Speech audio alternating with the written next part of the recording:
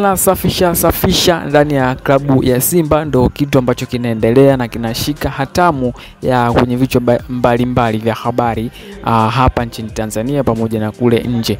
Fabrice Luamba Ngoma ni moja kati ya watu ambao wamepigwa panga katika kikosi cha klabu ya Simba, lakini taarifa ambazo zina trend sasa hivi na zinasemekana kwamba ni sababu ya Fabrice kuenguliwa kwenye kikosi cha Simba ni kwamba hakuwa na maelewano mazuri pamoja na uongozi na wachezaji wenzie sometimes, na kama unavyojua kwamba yeye bwana anapenda sana kuja juu na vitu vingine, yani ni short tempered, kwamba ni mtu ambaye anakuwa na hasira kwa muda mfupi sana. Kwa hiyo hata tuliona katika baadhi ya mechi alitaka kupigana na Musa Kamara kwa sababu ya makosa mbalimbali ambayo Musa Kamara amekuwa akiyafanya kwenye lango lake. Imekuwa ni changamoto kubwa na kuikarimu sana klabu ya Simba na mpaka tunafikia hapa tulipo sasa hivi.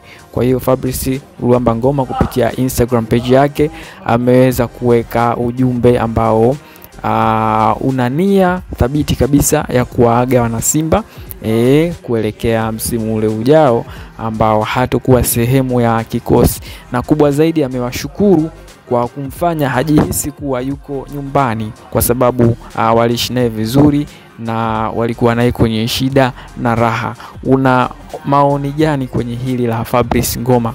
Kwa sababu amekuwa ni kiungo mzuri, amekuwa akisaidia sana timu ya Simba kwenye michuano mbalimbali, kwenye mechi mbalimbali amekuwa akifanya vizuri, lakini unaona pengo pale Simba kwa kuondoka kwa huyu, au wamefanya uamuzi sahihi kuweza kumwengua Fabrice Ngoma?